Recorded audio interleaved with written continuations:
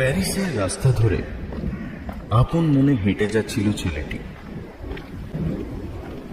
বেশ রাত হয়ে গেছে, তার উপর আবহাওয়া ভালো নয়।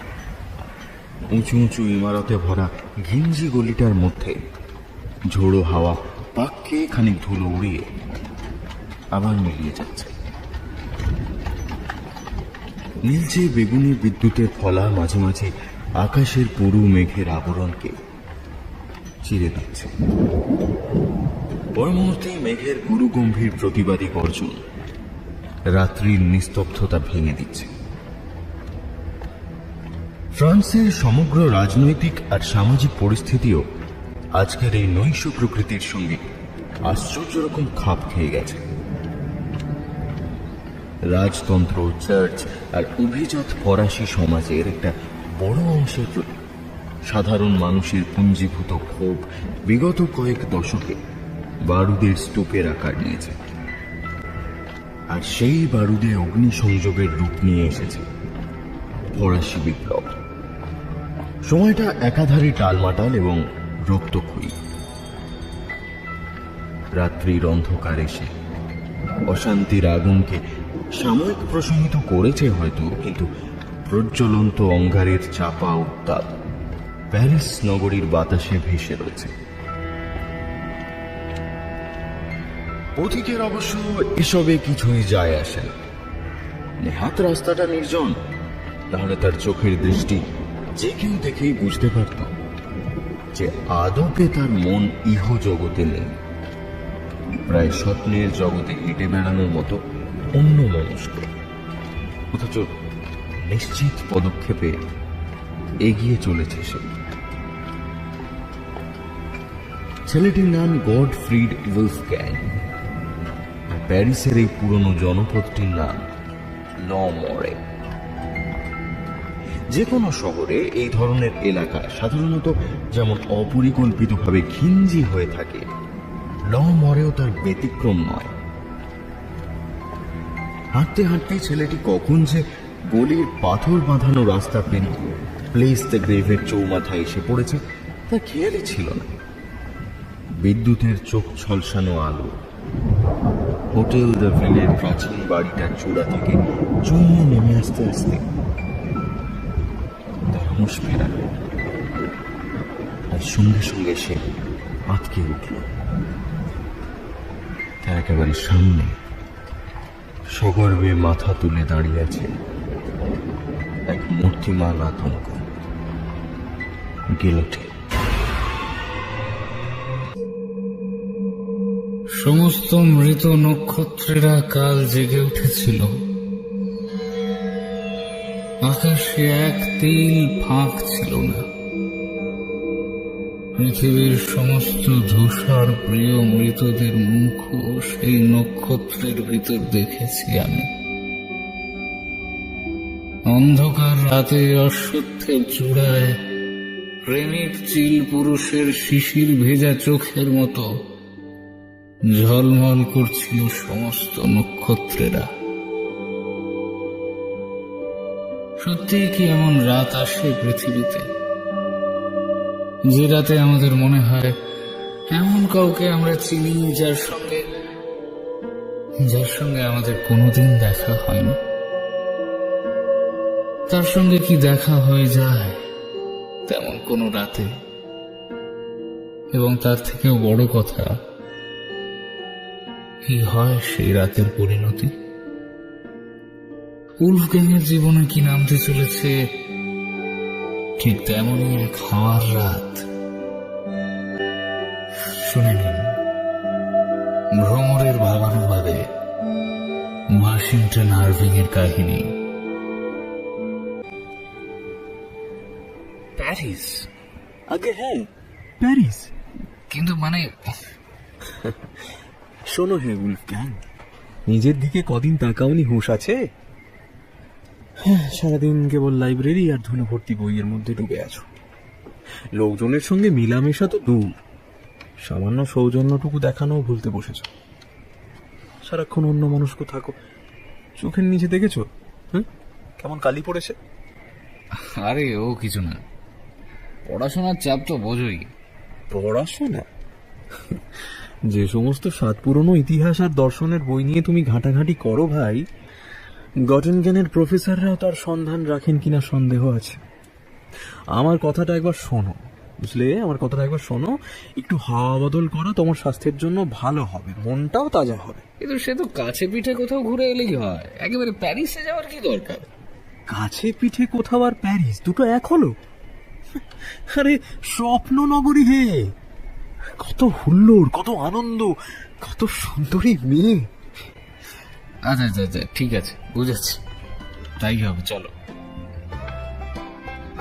জার্মানির বিখ্যাত গ্যাটিনগেট বিশ্ববিদ্যালয়ের ছাত্র গডফ্রিড উলফগ্যাং যথেষ্ট অবস্থাপন্ন পরিবারের সন্তান হলেও তার কোনো অভিভাবক নেই, প্রেমিকা নেই এবং বদখেয়ালও নেই।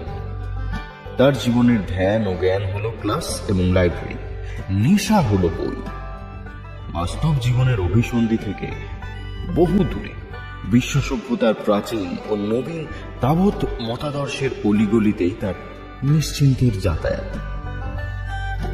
সুখের বিষয়, মেধাবী, ভাবুক অথচ কিঞ্চিত খ্যাপাটে ছেলেটির কিছু শুভাকাঙ্ক্ষী সহপাঠী বন্ধু ছিল। অতিরিক্ত পড়াশোনার ঠেলায় স্বাস্থ্যভঙ্গের গুরুতর উপক্রম দেখে তারাই দায়িত্ব নিয়ে উলফগ্যাংকে তার বইপত্র বাক্স প্যাটারার সঙ্গে হাওয়া বদল করতে পাঠিয়ে দিল। উলফগ্যাংয়ের যাবতীয় আপত্তি কিছুই ধোপে টিকল না। তবে স্বপ্ননগরী প্যারিসের হুল্লোড় আর আনন্দ দেখার সুযোগ খুব একটা হল না। গডফ্রিড উলফগ্যাং যখন প্যারিসে এসে পৌঁছল, তখন লভিলে লুমিয়ারের আলো ফরাসি বিপ্লবের তপ্ত আঁচে পরিণত হতে শুরু করেছে। প্রথমটা অবশ্য উলফগ্যাংয়ের ভালোই লেগেছিল। রাস্তার মোড়ে জটলায় রাজনৈতিক বাকবিতণ্ডা, তর্ক বিতর্ক তার উৎসাহী মনে প্রভাবও ফেলেছিল।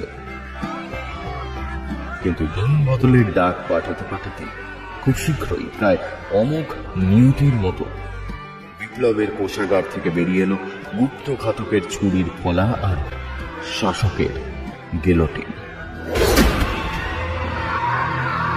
প্যারিসের রাজপথ রক্তস্রোতে তার দাম চোকাতে লাগলো প্রতিদিন। সে দৃশ্য সহ্য করার মতো মানসিক শক্তি গডফ্রিড উলফগ্যাংয়ের ছিল না। আর নির্বান্ধব শহরে এমন কেউ ছিল না যে তাকে বুঝিয়ে সুঝিয়ে তার বইপত্র বাক্স প্যাটার সমেত জার্মানি ফেরত পাঠাবে। দিন দিন আরো বেশি করে নিজের খোলসের মধ্যে ঢুকে যেতে লাগলো উলফগ্যাং। এসে ফেরত যাওয়ার কোনো চেষ্টা সে করল না, এবং তার মনে হতে লাগলো কি একটা অদৃশ্য টানে যেন সে বাধা পড়ে গেছে এই শহরটার সঙ্গে। কি যেন বহুদিন ধরে তার অপেক্ষায় আছে, এখানে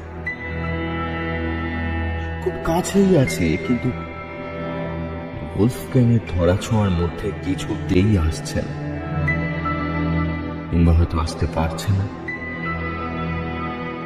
এক সময় তার মগ্ন চৈতন্যের অতল থেকে একটা আবছা মুখ উঠে আসে। কোনোদিন তাকে দেখেনি উলফগ্যাং, অথচ বড় চেনা লাগে তাকে। বেশি ভাবতে গেলে ভয় করে, কে তাকে বেঁধে রেখেছে এমন করে? কেন বা সে বাঁধন ছিঁড়তে তার ইচ্ছে করে না? মানব সভ্যতার ধর্মই হলো যাবতীয় পিছুটান এড়িয়ে কেবল সামনের দিকে এগিয়ে যাওয়া। কিন্তু সত্যিই কি সে টান এড়ানো এত সোজা? তাই যদি হবে, তাহলে যুগে যুগে দেশে দেশে বিভিন্ন মানুষের জীবনের উপর অলৌকিক ছায়া এসে তার গতিরোধ করতে চাইবে কেন? গডফ্রিড উলফগ্যাংয়ের এই গল্প যারা শুনবেন, এই বেলা তাদের উদ্দেশ্যে একটা কথা বলে রাখা ভালো। যারা মানুষের ইন্দ্রিয়াতীত বস্তু এবং সে সংক্রান্ত অভিজ্ঞতা নিয়ে কারবার করেন বা অন্তত খবরাখবর রাখেন, তাদের কাছে এমন ঘটনা হয়তো তেমন কিছু অভিনব লাগবে না। তবু প্রত্যেকের জীবনই একটা গল্প, আর প্রতিটা গল্পেরই কোথাও না কোথাও পৌঁছানোর থাকে। উলফগ্যাং এর গল্পের শ্রোতাদের কাছে কাহিনীকারের এটুকুই কৈফিয়ত।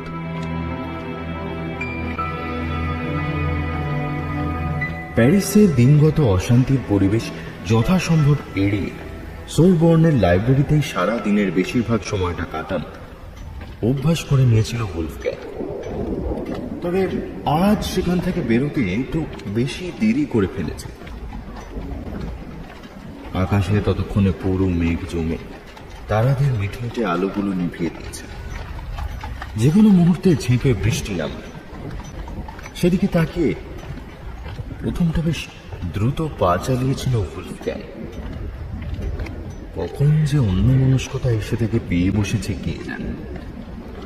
বেখেয়ালে হাঁটতে হাঁটতে শেষটায় প্লিজ দ্য গ্রেভের চৌমাথায় এসে হুঁশ হলো তার। এতক্ষণের বিদ্যুৎ চমক বা মেঘ বর্জন কোনোটার দিকেই নজর দেয়নি উলফগ্যাং। কিন্তু এবার বিদ্যুতের আলোটা সোজা প্রতিফলিত হয়েছে একটি বিশেষ ধাতব ধারালো বস্তু থেকে, এবং সেই আলো উলফগ্যাং এর চোখ থেকে মস্তিষ্কে বাহিত হয়ে তার অন্তরাত্মা পর্যন্ত কাঁপিয়ে দিল। প্লেস দ্য গ্রেভের চৌমাথায় সর্বসমক্ষে অপরাধীর মাথা ধড় থেকে বিচ্ছিন্ন করে দেওয়া রক্ত পিপাসুর মারণ যন্ত্র গিলোটিন। এক প্যারিসেই সারা দিনে অন্তত 7 থেকে 8টি মৃত্যুদণ্ড নিশ্চিত করার গুরু দায়িত্ব পালন করার পর মাথা উঁচিয়ে দাঁড়িয়ে আছে।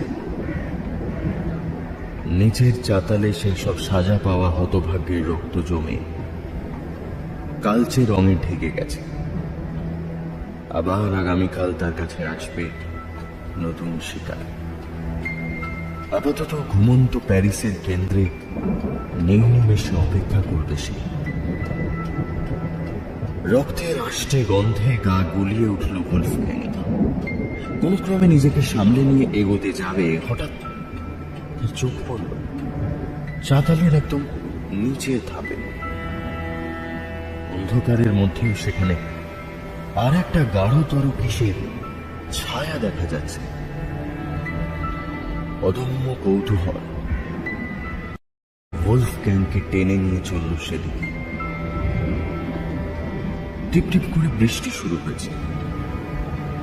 আবার পরপর কয়েক বিদ্যুৎ ঝলসে উঠল। তার চোখের সামনে একটা দৃশ্য এঁকে দিয়ে নিভে গেল। একটি মেয়ে হাঁটুতে মাথা গুঁজে বসে আছে সিঁড়ির ধাপে। ঘেরওয়ালা গাউন ছড়িয়ে আছে রাস্তার কাদায়। পোশাক দেখে বোঝা অভিজাত পরিবারের সদস্য। উলফগ্যাং জানে এই সময় প্যারিসের বহু উচ্চপদস্থ বনেদি ধনী ব্যক্তি বিপ্লবীদের হাত থেকে বাঁচতে ঘরবাড়ি ছেড়ে পরিবার নিয়ে পালিয়ে বেড়াচ্ছেন। কারোর কারোর শোচনীয় হয়েছে গিলোটিনে। বেচারি মেয়েটি হয়তো সেরকমই কারোর প্রিয়জন। পায়ে পায়ে মেয়েটির কাছে গিয়ে দাঁড়ালো উলফগ্যাং। মনে মনে কয়েকটা শব্দ গুছিয়ে নিয়ে মৃদু গলায় ডাকলো, শুনছেন? মেয়েটি মাথা তুলে তাকাতেই তার বুকের ভেতর একটা হাত উড়ল। মেয়েটির আবছায়া মুখ এবং চোখের দৃষ্টি তার চেনা, ভীষণ চেনা। না, এর সঙ্গে আগে কখনো দেখা হয়নি তার, কিন্তু এই মুখে বারবার তার মনের দরজায় ঘা বেড়ে যায়। এর অপেক্ষায় সে স্বজনহীন বিদেশ ছেড়ে ঘরে ফিরতে পারে না। এমনও হয়। ভাগ্যের এ কি অদ্ভুত খেলা। উলফগ্যাং এর মাথার মধ্যে সব গোলমাল হয়ে গেল। জোর করে গলা খাঁকড়ে সে আবার পড়ল, আপনি মানে এখানে একা এইভাবে? সারা পৃথিবীতেই আমি একা বসি। আপনার বাড়ি কোথায়? বাড়ি? হ্যাঁ, সেটা আছে বটে, কবরে। উন্মাদ শোক আর ব্যঙ্গ মাখামাখি হয়ে গেল তার গলায়। উলফগ্যাংয়ের দিক থেকে মুখ ফিরিয়ে অনির্দেশের দিকে তাকিয়ে রয়েছে সে। কয়েক মুহূর্ত উলফগ্যাংয়ের মুখে কথা জোগাল না। বৃষ্টির বেগ বেড়েছে, অশ্রান্ত জলধারায় ভিজে সপসপ করছে মেয়েটির পোশাক আর কোমর ছাপানো কুঁকড়া চুলের রাশি। উলফগ্যাং নিজেও ভিজছে, তবে সেদিকে তার এই বিশ্রী আবহাওয়ায় একাকী মৃত্যুপুরীতে দুঃখিনী মেয়েটিকে দেখে কি এক অবরুদ্ধ আবেগের ঢেউ মুছে উঠছে তার ভিতরে। আপনি আমার সঙ্গে আসবেন? কথাটা বলে ফেলেই জিভ কামড়ালো উলফ। এভাবে বলাটা উচিত হলো না। তড়িঘড়ি নিজেকে শুধরে নিয়ে বলল, ম্যাডাম দেখুন, এই আবহাওয়ায় রাতে এখানে একা থাকা নিরাপদ নয়। আর আমি আপনাকে এভাবে একা ফেলেই বা যাই কিভাবে বলুন? বিশেষ করুন আমার কোনো বদমতলব নেই, আর আমি নিজেও এখানে নতুন আর একাই থাকি। আপনার কোনো অসুবিধা হবে না। আজ রাতটা কাটিয়ে না হয় অন্য কিছু ভেবে দেখা যাবে। উলফগ্যাংয়ের গলায় হয়তো ভরসা জাগানোর মতো কিছু একটা ছিল। ছাড়া তার কথার ধরনে, পোশাকে বিদেশি ছাপ স্পষ্ট। মেয়েটি মুখে কোনো কথা না বলে ধীরে ধীরে উঠে দাঁড়াল। প্লিজ। এখান থেকে উলফগ্যাংয়ের বাসস্থান হোটেলটা কাছে নয়। ওকে নিয়ে হেঁটে যেতে যেতে রাত নিশুতি হয়ে এল। এমনিতেই ইদানিং অন্ধকার নামার পর প্যারিসের রাস্তায় লোকজন বেরোয় না। পে লাতিনের ঢোকার মুখেই রাজা হেনরি দ্য ফোর্থের একটা মূর্তি ছিল। দিন দুয়েক আগেই সেটা জনতার রোষের শিকার হয়েছে। মুন্ডুহীন কদাকার আকৃতিটা পেরোনোর সময় উলফগ্যাংয়ের মনে হলো যেন শহরের রাস্তা নয়, একটা বিরাট আগ্নেয়গিরির গহ্বরে ঢুকে পড়েছে ওরা। সে আগ্নেয়গিরি আপাতত ঘুমন্ত, কিন্তু দিনের আলো ফুটলেই আবার তার অগ্নুৎপাত শুরু হবে। যখন দুজনে হোটেলে পৌঁছালো তখন ঝোড়ো হাওয়া আর বৃষ্টি দুই থেমে গেছে। নিচে বৃদ্ধা পরিচারিকাটি দরজা খুলে দিলেন। উলফগ্যাংয়ের সঙ্গিনীটিকে দেখে তিনি বিস্মিত দৃষ্টিতে তাকালেন বটে, তবে কোনো প্রশ্ন করলেন না। ঘরে ঢুকে উলফগ্যাং লজ্জায় পড়ে গেল। ঘরটা বেশ বড়, মাহাগানি কাঠের আসবাবে সুন্দর করে সাজানো। প্যারিসের অভিজাত হোটেলগুলোরই একটা। গন্ডগোলের দিনকাল বলে বেশ সস্তা ভাড়াতেই পেয়েছে উলফগ্যাং। তবে ঘরটা রীতিমতো অগোছালো। এদিক সেদিকে স্তূপাকৃতি হয়ে ছড়িয়ে আছে তার বই আর কাগজপত্র। বেশিরভাগ দিনই সে ঘর পরিষ্কার করায় না, বিছানাটা পর্যন্ত এলোমেলো হয়ে আছে। এখন অতিথিকে কোথায় একটু বসতে দেবে সে? দ্রুত হাতে জিনিসপত্র সরিয়ে খাটের একটা দিক খালি করল উলফগ্যাং। ঘরের আলোয় এখন পরিষ্কার দেখা যাচ্ছে রহস্যময়ীকে। সুন্দরী বললে কম বলা হয়। গায়ের রং রীতিমতো উজ্জ্বল, হয়তো ক্লান্তির কারণেই কিছুটা ফ্যাকাশে লাগছে। কালো পোশাকের আড়ালে শরীরের প্রতিটা ভাঁজ রীতিমতো আকর্ষণীয় ভাবে বোঝা যায়। লম্বা কালো চুল ছড়িয়ে আছে মুখের চারপাশে। ডাগর চোখের নিচে শুকনো জলের দাগ, কিন্তু বুদ্ধির ছাপ তাতে ঢাকা পড়েনি।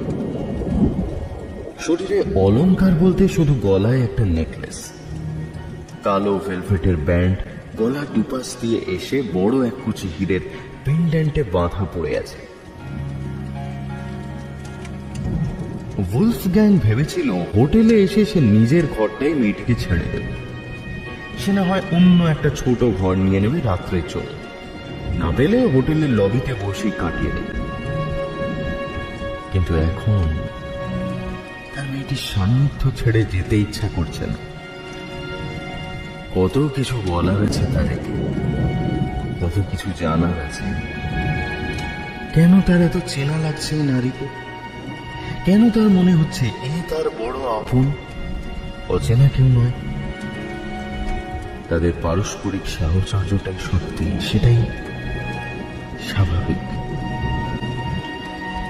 ওলফগ্যাংয়ের মুগ্ধ দৃষ্টি মেয়েটিরও চোখ হারায়, তবে তার মধ্যে অস্বস্তির কোনো লক্ষণ দেখা গেল না। বরং সে সোজা হয়ে তাকালো ওলফগ্যাংয়ের চোখের দিকে। ওলফগ্যাংয়ের বুকের ভিতর বৃষ্টি ঝরছে, একটা মিষ্টি জিনজিনে সুর খেলে যাচ্ছে তার স্নায়ু বেয়ে। তোমার মানে আপনার নামটা জানা হয়নি। মেরি। আমি উলফগ্যাং, গডফ্রেড উলফগ্যাং।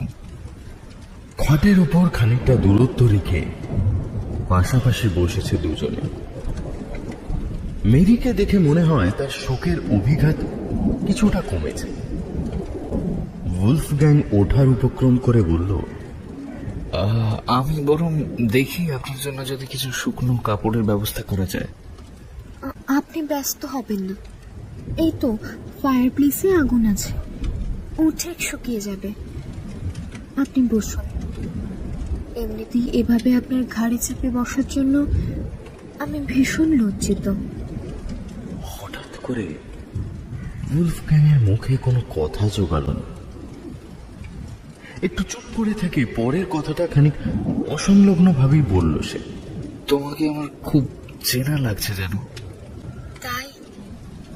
হ্যাঁ, সত্যি বলছি। তোমাকে আমি স্বপ্নে দেখি, ঠিক ঠিক এই চোখ, এই ঠোঁট।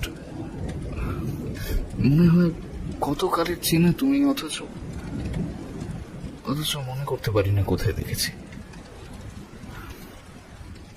আর আজ কি অদ্ভুত ভাবে দেখা হয়ে গেল, তাই না? হ্যাঁ, জীবনে যেন কি একটা কাজ বাকি রয়ে গিয়েছিল আমার, আজ সেটাও হয়ে গেল। মেরির ঠোঁটের কোণে অদ্ভুত একটা হাসি ফুটে উঠছে, বড় বড় চোখে টলটল করছে জল, কিন্তু গাল বেয়ে গড়িয়ে নামতে পারছে না। সে আবার বলল, স্বয়ং নিয়তির হাতে আমাদের দেখা হওয়াটা লেখা ছিল মোসে উলফগ্যাং। তুমি যখন আজ আমার সামনে এসে দাঁড়ালে, আমি তোমার এক কথাই তোমার সঙ্গে আসতে রাজি হয়ে গেলাম। হয়তো আমার হৃদয় জানতো যে আমাকে এখানেই আসতে হবে। তাছাড়া আর কি বা হতে পারে? ওলফগ্যাংয়ের বুকের ভেতরে বৃষ্টির তোড় বাড়ছে, বাইরেও বৃষ্টি নেমেছে আবারও ওলফগ্যাংয়ের ভেতরে ফুঁসে উঠছে একরাশ আবেগের ঢেউ। হয়তো নয়, নিশ্চয়ই তাই। আর নিয়তির সুতোর টানেই আমাদের যাবতীয় চলা মেরি। আর সে সুতোয় আমরা দুজন বাধা পড়েই গেছি। তুমি কি বাকি পথটুকু আমার সঙ্গে আসবে? আমি চিরকাল তোমার সঙ্গে হাঁটতে রাজি আছি। চিরকাল? Moshe Wolfgang, forever. যে মেরিকে চোখে না দেখেই তাকে চেয়েছি, তার জন্য তো চিরকালও যথেষ্ট নয় মেরি। তবে তাই হোক না হয়, আমার তো আর কেউ নেই, কিচ্ছু নেই। তার উষ্ণ হাতের তালুর মধ্যে যেন গলে যাচ্ছে মেরির ঠান্ডা নরম হাতটা। ওলফগ্যাং তাকে টেনে নিল নিজের কাছে, আরো কাছে। আমি আছি তো।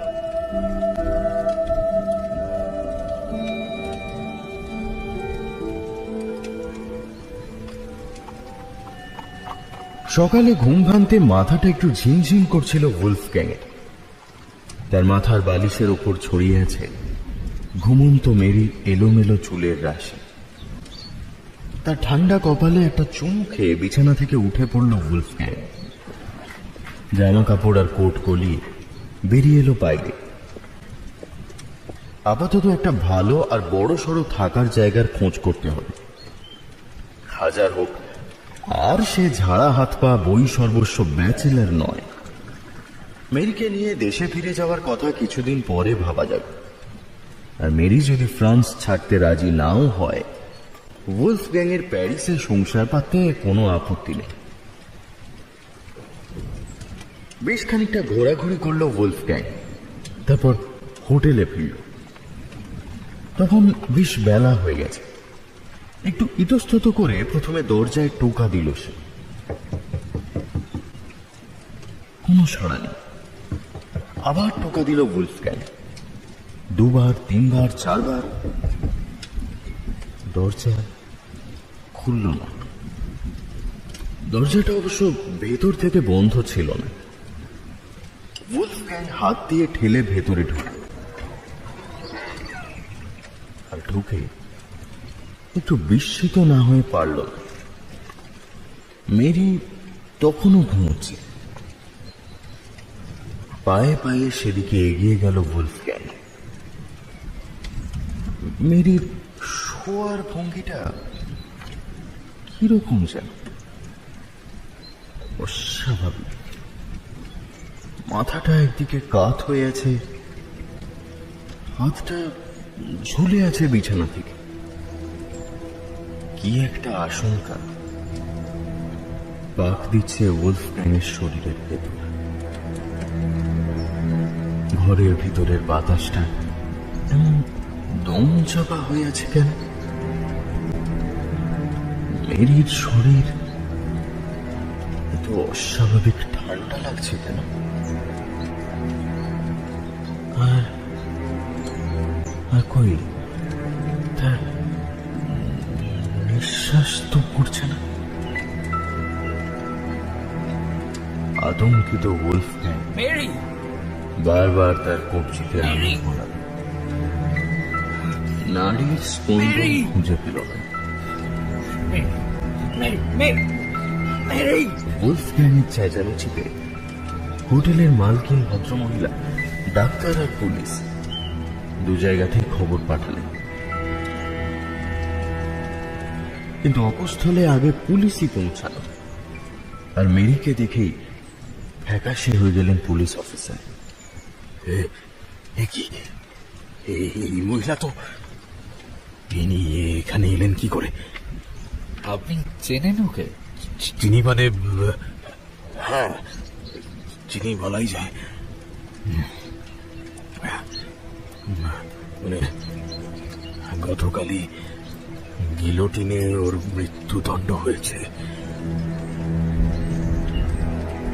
কাঁপা কাঁপা গলায় অফিসারের বলা কথাগুলো শুনে উলফগ্যাং মেজাজ ঠিক রাখতে পারল না।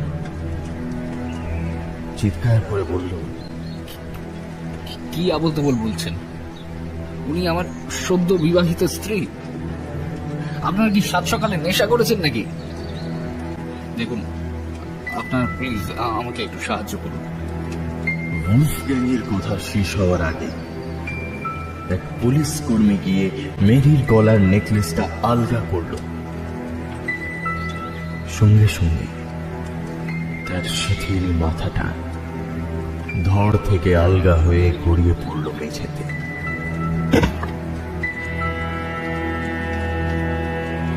পুলিশ আর বাইরে জড়ো হওয়া ভিড়টাকে আরো বিমূঢ়, আরো আতঙ্কিত করে দিয়ে আর্তনাদ করে অজ্ঞান হয়ে পড়ে গেল উলফগ্যাং।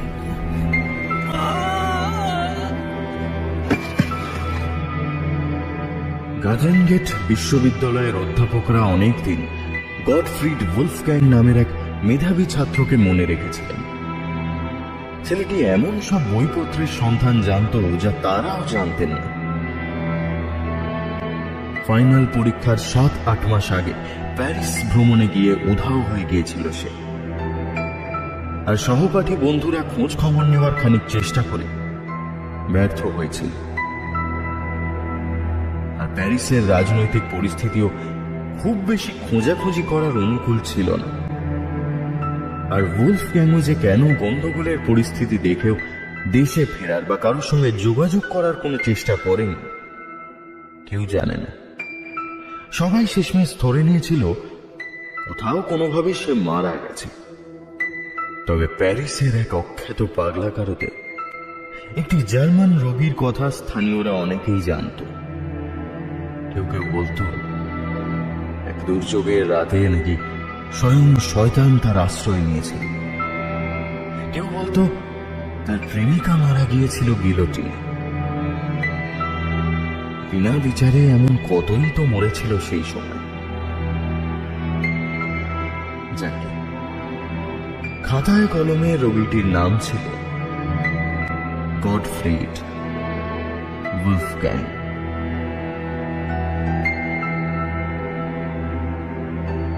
আমার হৃদয় পৃথিবী ছিঁড়ে উড়ে গেল।